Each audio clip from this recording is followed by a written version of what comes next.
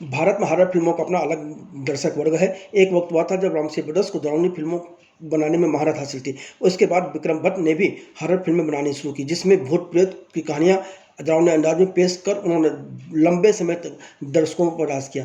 पर अब निर्देशक जगमीत समुद्री अलग अंदाज की हॉरर फिल्म वश लेकर आए हैं, जिसका निर्माण गंगा मंगाई ने किया है। बिजनेस ओमन से फिल्म निर्माता बनी गंगा मुंगई ने स्वयं इस फिल्म में आंचल की मुख्य भूमिका भी निभाई है। इसी संदर्भ में फिल्मी संगम चैनल ने गंगा मुंगई से बातचीत की। गंगा मुंगई जी, आपका फिल्मी संगम चैनल पर स्वागत है। मुझे सबसे पहले अपने बारे में बताएं कि क्या परवरिश रही है आपकी, और क्या आपके घर में कला का माहौल रहा है जो आपने अभिनय की तरफ मोड़ किया? ना, कला का माहौल तो बिल्कुल भी नहीं रहा। मेरा अपना पर्सनल इंटरेस्ट था बचपन से।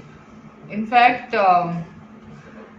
क्रिएटिव्स की अगर बात करूँ तो आज सोचती हूँ तो बड़ा ताज्जुब होता है कि 16-17 साल की उम्र में जहाँ बिल्कुल आपकी फैमिली में वो माहौल नहीं होता है कला जिसको बोलते हैं, बहुत बेसिक फैमिली जिसको माय डैड जगदीश चंद्र मंगाई जी जो हैं वो हॉकिंस प्रेशर कुकर में ही यूज्ड टू वर्क। तो बड़ा मतलब कहीं से कोई वो इन चीज़ों का कला का इन चीज़ों का कहीं भी वो नहीं था, इंट्रोडक्शन ही नहीं था लाइफ में। बट एक तो डांस का मुझे बहुत ज़्यादा इंटरेस्ट था, प्लस मैं आई यूज्ड टू राइट। लिखना मेरा जो है वो बचपन से काफ़ी रहा है, जो अभी भी of course I right a lot.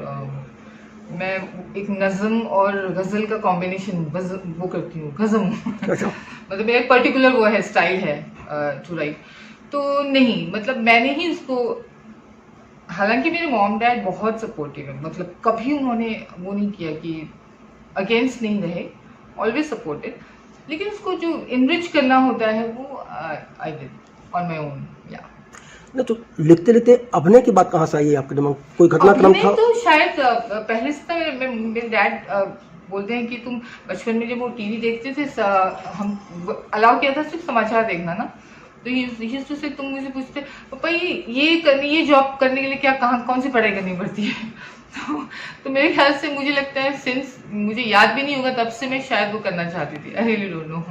तो आपने के लिए आपने कोई तैयारी की, कोई ट्रेनिंग ली, या कहाँ से शुरुआत की? नहीं, मैंने कोई ट्रेनिंग नहीं ली है। डांस के लिए yes of course Saroj ji के अंडर में और रानी खान मास्टर जी के अंडर में कथक सीखा है। डांस की तो बहुत वैरायटीज सीखी है, लेकिन एक्टिंग सीखी नहीं। आई थिंक एक्टिंग मुझे नहीं लगता सीखी जा सकती है। तो करियर की शुरुआत कहाँ से हुई थी? करियर की शुरुआत अभी हो रही है। इससे पहले क्या क्या किया आपने? म्यूजिक वीडियो के कुछ म्यूजिक वीडियोस किए, मैंने स्टेज शोज काफ़ी किए फॉर डांस, जयपुर वगैरह कलकत्ता काफ़ी किए थे। फिर उसके बाद मेरा साथी में डिज़ाइनिंग का, गारमेंट डिज़ाइनिंग का, मतलब from the scratch I design to the last final product हम लोग वो बनाते हैं। वो भी एक हालांकि जब फिल्म और वो दोनों चीज़ों में यू नीड 24 घंटे का अटेंशन, तो दोनों फील्ड में मेरे लिए दोनों चीज़ें करना पॉसिबल नहीं था। तो फिलहाल my garment designing and all is on the pause. दोनों क्रिएटिव वर्क है जी, और दोनों पे अलग अलग सोच चाहिए, या एक ही सोचिए? आप क्या सोचती हैं? नहीं सोच तो अलग, क्रिएटिव के बहुत सारे आयाम हैं। आप डांस भी क्रिएटिव में आता है, सिंगिंग आती है, आपकी डिज़ाइनिंग ड्रेस डिज़ाइनिंग आती है, लिखना आता है। तो सोच तो उसके लिए फिर डिफरेंट भी चाहिए।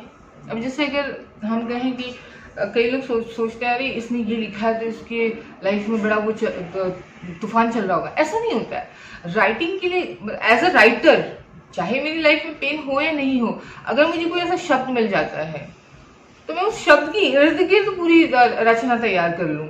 दैट डजंट मीन कि वो मुझे रिफ्लेक्ट कर रहा है या मेरी लाइफ के रियल अभी करंट सिचुएशन को रिफ्लेक्ट कर रहा है। तो सोच तो अलग ही होनी चाहिए बिल्कुल, बिकॉज डिज़ाइनिंग का और एक चीज़ है कि it should come from with in. जैसे मैं बिलीव करती हूँ यूनिवर्सल पावर्स में, तो यूनिवर्स में हर चीज़ तरंगित एक साथ होती रहती है और हमें उस सिंक्रोनिसिटी में आना होता है कि हम उसको कैच कर सके। तो वो I think I am lucky enough, और मतलब कैच करने की वो उस पोजीशन में पहुंचना शायद थोड़ा सा आसान है, meditative mind I would say. नहीं, लेकिन डांस और लिखना और फैशन, ये फैशन डिजाइनिंग करना, तीनों अलग क्षेत्र हैं। हाँ अलग तो है बिल्कुल। तो डांस और लिखते समय फैशन डिजाइनिंग की तरफ कैसे मुड़ गई थी आप फिर? वो तो मेरा इनबिल्ट था, मैं बचपन से I used to sketch and all.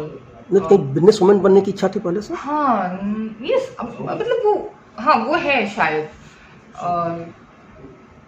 कुछ कहते हैं ना, टू प्रूव योरसेल्फ, अपने आप को प्रूव करना। और आई थिंक बिजनेस से ज़्यादा बेटर क्या हो सकता है।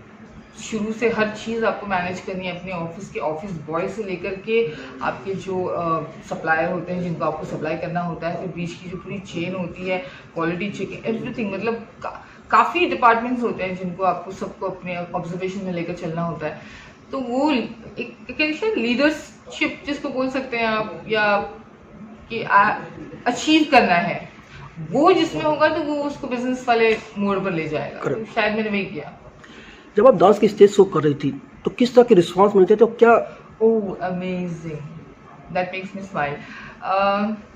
बहुत पसंद करती हूँ, मतलब I would say I still remember, जैसे जयपुर वगैरह में हमारे शोज होते हैं तो खैर ये तो बड़ी बात होगी बोलना, लेकिन बहुत हमारे काफ़ी जो दिग्गज कलाकार हैं उनके साथ कंपेयर किया जाता है। मैं नाम नहीं लूँगी अभी, अच्छी बात नहीं है अपनी मुँह मियां मिट्ठू बनना, लेकिन जी बिल्कुल तारीफ बहुत की। इसमें इनफैक्ट इस फिल्म में है ना गाना देसी मुंडे, जो थोड़ा बहुत पोर्ट्रे करता है अब जो टैलेंट है डांस से रिलेटेड उसको। आपको एक्ट्रेस बनना था, हीरोइन बनना था, इसलिए आपने खुद फिल्म प्रोड्यूस करने की बात सोची या कोई और वजह रही फिल्म प्रोड्यूस करने की? सच नहीं जानती मैं सच में नहीं जानती क्या सब कुछ, you know, it was, this is all destined, कहते हैं सब कुछ पहले से प्रीडेस्टिन्ड होता है। एक्ट्रेस बनने की तो मैंने आपको बताया बचपन में, जब मुझे पता ही नहीं था, जब समाचार देखते थे तो डैड को मैंने पूछा कि ये जॉब करने के लिए कौन सी पढ़ाई करनी पड़ती, तो एक्ट्रेस बनना तो बचपन से कहीं ना कहीं सबकॉन्शियस माइंड में इट वाज ऑलवेज देयर। लेकिन अपने आप सब कुछ होता गया, you know, things started falling in place कहते हैं। तो वर्ष की कहानी में से क्या खास बात थी कि आपने सोचा कि इसी से प्रोडक्शन में ये जरूर है कि मैंने काफ़ी स्टोरीज सुनी थी, और मैं बहुत ज़्यादा वो हूँ, मैं आमिर खान जी की फ़ैन हूँ इस मामले में कि आई वुड से जब तक मुझे सेटिस्फेक्शन, मैंने कभी किसी चीज़ के लिए दौड़ नहीं करती, मैं आई एम वेरी कंटेंट पर्सन। मतलब मेरी मॉम मुझे बोलती है तू सन्यासी है, सो मुझे कोई भाग दौड़ नहीं, हर चीज़ अपने अपने समय पर सब कुछ होगा। तो कहानी फाइनल करने में थोड़ा मुझे वक्त लगा था, और जब जगमीत समुद्री जी ने नरेशन दिया था, I knew that this is the one I want to go for. फिर इसमें खुद अभिनय करने की जब आपने सोची तो उस कहानी ने इंस्पायर किया था या आपको लगा कि मुझे अपने लिए करना है? मेरे दिमाग में जब वो नरेशन कर रहे थे आंचल में ही थी। अच्छा। और उनके जहन में भी। क्या है फिल्म, ये बस है क्या ये? Basically, amalgamation of romance, horror, nice songs, good location. इसका amalgamation बोल सकती हूँ मैं, जिसको हम वश बोल सकते हैं, और अच्छा ताना बाना है। बेसिकली हॉरर में तो sound is also one of the most important factor, और हमारे जो डायरेक्टर साहब हैं उन्होंने एडिटिंग भी खुद की है, और इतनी प्यारी एडिटिंग की है, लेकिन कब आपकी फिल्म शुरू होती है और कब खत्म होती है। अब मैंने कितनी बार देखी होगी मूवी, हर बार मुझे यही लगता है अरे खत्म हो गई, you know, that is a very बहुत स्ट्रॉन्ग वो है, वो पॉजिटिव पॉइंट है being a director, if you have editing sense. And then किसी फिल्म तो कई बार फिल्में थोड़ी लैग कर जाती हैं, थोड़ी ड्रैग कर जाती हैं, but no, this movie is enjoyable. Aanchal क्या है?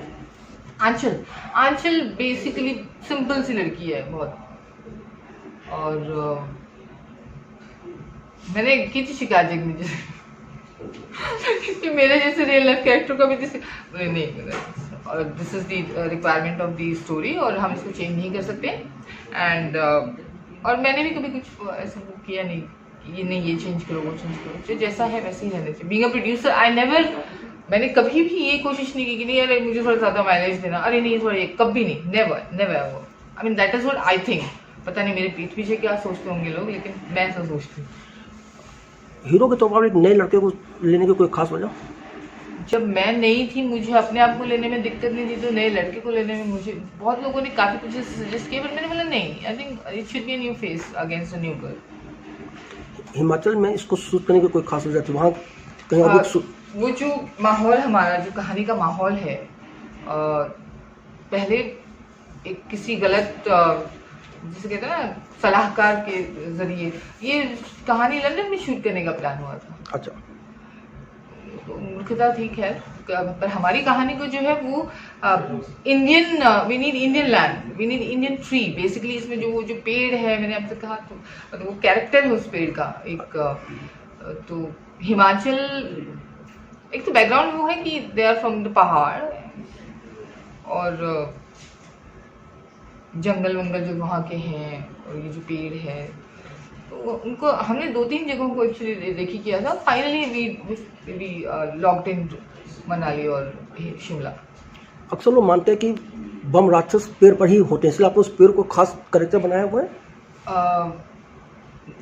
एक्चुअली वो पेड़ है, इसमें फिल्म की कहानी में वैसा पेड़, हमारा पेड़ एक बहुत इम्पोर्टेंट कैरेक्टर है, तो हमने वो पेड़ जगमीत जी ने वो पेड़ ढूंढा, ही हैड टू, बहुत टाइम लगा उनको, लेकिन फाइनली क्या था ना, वो पेड़ जहाँ होगा तो वहाँ हमारा क्लाइमेक्स है करीबन 20 मिनट का लास्ट में, तो वो स्पेस ऐसी होनी चाहिए थी कि वो पेड़ भी वैसा हो जो अपना कैरेक्टर बोलता है, plus you have to have that kind of space around, जो हमारे पूरे एक्शन सीक्वेंस को करने के लिए वहाँ पर उतनी स्पेस हो। तो वो दोनों चीज़ों का साथ में मिलना थोड़ा मुश्किल हो रहा था, इस वजह से थोड़ा टाइम लगा। आपको पता है कि फरवरी में एक गुजराती फिल्म रिलीज हुई थी, उसका भी नाम वश था, जिसकी रीमेक अजय देवगन बना रहे हैं अब, वो भी हॉरर है। वश, हाँ मुझे पता, गुजराती में जो आई है, सब लोग उसमें मेरे इंस्टा पे और सब में वही कमेंट कर रहे हैं कि वश की वो है, कॉपी है, वश की कॉपी है, या ये लोगों ने, मैंने एक कमेंट का रिप्लाई किया था। मैं नॉर्मली कमेंट्स पढ़ती भी नहीं और रिप्लाई भी नहीं करती, तो मैंने उनको रिप्लाई किया, मैं कहा सर आप इतना बेसलेस जो आप ब्लेम कर रहे हैं, आपको ये बात पता भी है कि जो वश टाइटल है हमारे पास 5 साल से रजिस्टर्ड है, प्लस मैंने उसको ट्रेडमार्क किया हुआ है। अच्छा। सो ना तो मैंने उनको कॉपी, ना ही वश जिन्होंने गुजराती फिल्म बनाई उन्होंने हमें कॉपी किया, ना हमने किसी को कॉपी किया। ये ऐसी चीज़ें होती हैं, you know, this is contradict. मैंने जैसे बोला कि यूनिवर्सल हर चीज़ एक साथ तैर रही होती है, जिसने जो कैच कर लिया, ऐसा होता है कई बार, 2 लोग एक सेम चीज़ें सोच करके कर सकते हैं, बट आई एम 200% श्योर कि कहानी कहीं भी नहीं मिलती होगी, टाइटल मिल सकता है, और हमारा वैसे भी वश पोसेस्ड बाय द ऑब्सेस्ड है। अच्छा, अभी कुछ देर पहले आप बता रही थी कि आपको भूत प्रेत समय यकीन है, क्या कभी आपका कोई घटनाक्रम आपके साथ घटी है ऐसी? बचपन में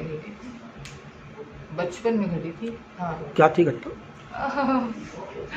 बड़ा हम बेसिकली देवभूमि से बिलोंग करते हैं, उत्तराखंड में, जहाँ हम इस किसी भी चीज़ पर हम यकीन क्यों करते हैं पता है?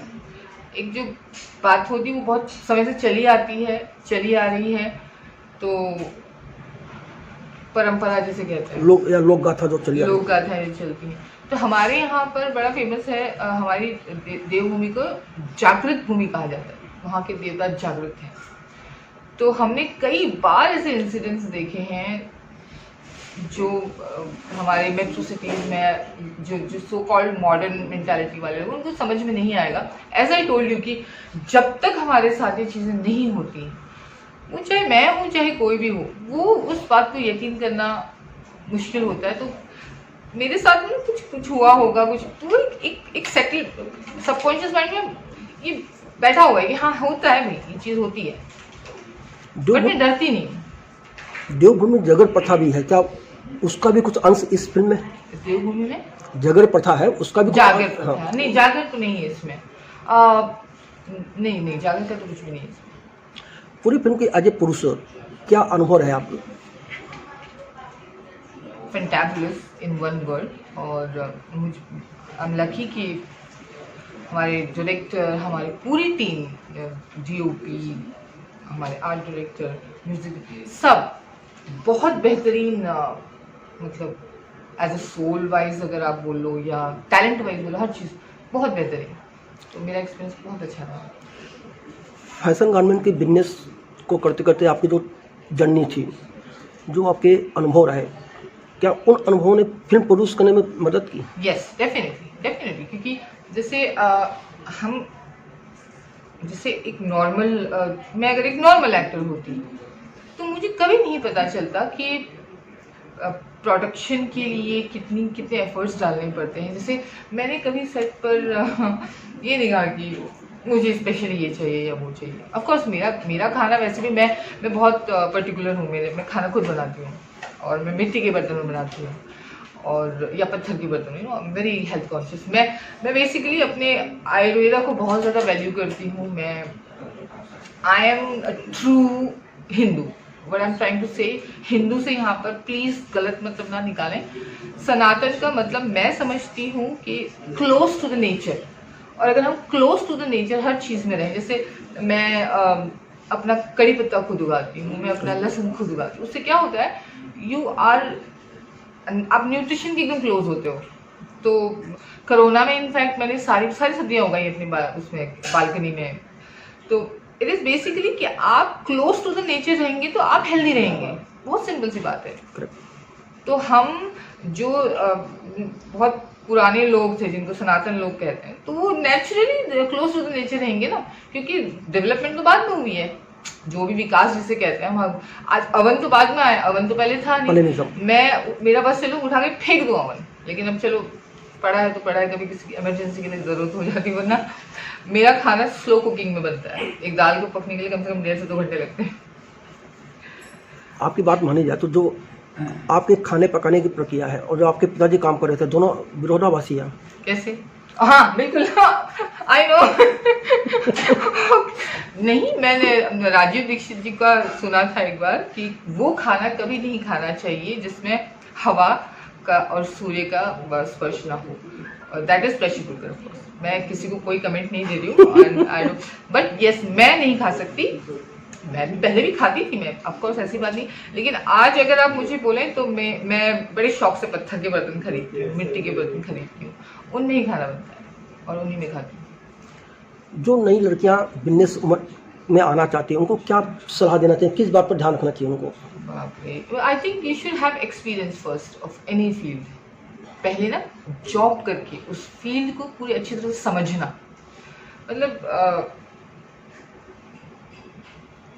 खैर, ये तो समझाया तो किसी को कुछ भी नहीं आ सकता, लेकिन यस, मैं यही बोलना चाहूँगी कि किसी भी बिजनेस करना हो, किसी भी फील्ड में, उस फील्ड का पहले प्रॉपर एक्सपीरियंस हो। वी शुड नो कि कहाँ हम फॉल्टर कर सकते हैं, कहाँ मिस्टेक हो सकती है, क्या ज़रूरियात हैं। क्योंकि सबसे मेन होता है, लोग आपको हेल्प नहीं करते हैं। They will never share their information, और इन्फॉर्मेशन से बड़ी कोई चीज़ नहीं है। तो आपको पहले इन्फॉर्मेशन गैदर करनी है, और इन्फॉर्मेशन गैदर करने के बाद आप फिर पैसे लगाएं और अपना समय लगाएं। किसी भी हॉरर फिल्म में म्यूजिक की कितनी जरूरत पड़ती है आपको लगता है? मेरे हिसाब से बहुत प्राइमरी इंपॉर्टेंस रखता है म्यूजिक। मेरे ख्याल से सारी मूवीज में रखता है, लेकिन हॉरर में ज़्यादा रखता है। और अगर नए फेसेस हो तो फिर बहुत ज़्यादा रखता है। लेकिन कुछ लोगों का मानना है कि हॉरर फिल्म में बैकग्राउंड अच्छा होना चाहिए, लेकिन गाने नहीं होने चाहिए। देखिए, बहुत सारे लोग ऐसे हैं जिनको हॉलीवुड की मूवीज़ पसंद होती हैं, वो लोग बॉलीवुड की मूवीज़ स्टैंड नहीं कर सकते। और बहुत सारे लोग ऐसे हैं जिनको बॉलीवुड की मूवीज़ पसंद है, वो हॉलीवुड की मूवीज़ स्टैंड नहीं कर सकते, because that kind of mindset you have. Definitely, मतलब बैकग्राउंड स्कोर होना चाहिए, लेकिन हमारी जो इंडियन सेंटिमेंट्स है ना, वो म्यूजिक के बिना अधूरे रह जाते हैं। This is what I think. आपकी फिल्म में कितने गाने हैं और किस तरह के हैं वो? 4 गाने हैं, 2 रोमांटिक हैं और एक टाइटल ट्रैक है जो पूरी फिल्म के एसेंस को, मतलब उस अजय गर्ग ने बहुत अच्छी लिखी लिरिक्स। और एक है क्लब नंबर है, आइटम सॉन्ग जैसे बोल सकते हैं, good for disco and all that. ये 4 गाने हैं। तो अजय गर्ग से पहले भी आपने उनके गाने वगैरह सुने थे या? ना, जगमीत जी की जानकार थे। अच्छा। लेकिन बहुत खूबसूरत लिखते हैं अजय जी। इसके बाद की क्या योजना है आपकी? देखिए ऑडियंस, अब देखिए योजना, मैं बताऊं आपको, इंडस्ट्री में कोई खड़े नहीं होने देता किसी को, शायद किसी भी इंडस्ट्री में। तो मैं तो यही कहूँगी बार बार, जहाँ भी मुझे कहने का मौका मिलेगा अपने दर्शकों से, कि मुझे तो उम्मीद सिर्फ आप ही लोगों पर है। बिकॉज एक शिव पर है, भोले पर, मैं भोले की भक्त हूँ, एक शिव पर है और एक आप लोगों पर है। क्योंकि जो मेरा एक्सपीरियंस रहा है, they just want to wipe you out. And new face, new producer, new artist, new director, oh my god, इतना बड़ा कॉम्बिनेशन, मतलब तो जहर है जहर। लेकिन ये कहर भी हो सकता है अगर फिल्म अच्छी लगी लोगों को तो ना। तो मेरे ख्याल से मैं फिर वही रिक्वेस्ट एक बार करना चाहूँगी कि आप लोग अच्छी है या बुरी वो बाद में बोलें, एक बार देखने का तो कष्ट उठाएं, और उसके बाद जो भी आप लोगों का डिसीजन होगा हमें सर आंखों पर मंजूर है।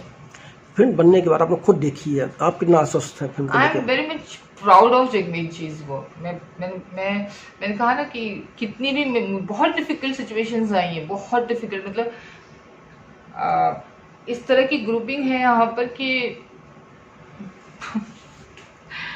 कोई खड़ा भी नहीं करता है। It's a well played business, it's a well played game. तो लेकिन हर बार, हर तकलीफ में मेरे पास मेरा प्रोडक्ट था, which was a silver lining, जिसने मुझे ऑलवेज, मैं हमेशा जब भी हम दुखी होते थे कि ये नहीं हो रहा, ये नहीं हो रहा, ऐसे नहीं हो रहा काम, तो I always used to message Jagmeet ji कि जगमीत जी आप बिल्कुल परेशान ना हो, बिल्कुल भी दुखी ना हो, मेरे पास सिर्फ आपका ये जो प्रोडक्ट है ना, यही है जो मुझे लड़ने की शक्ति देता है।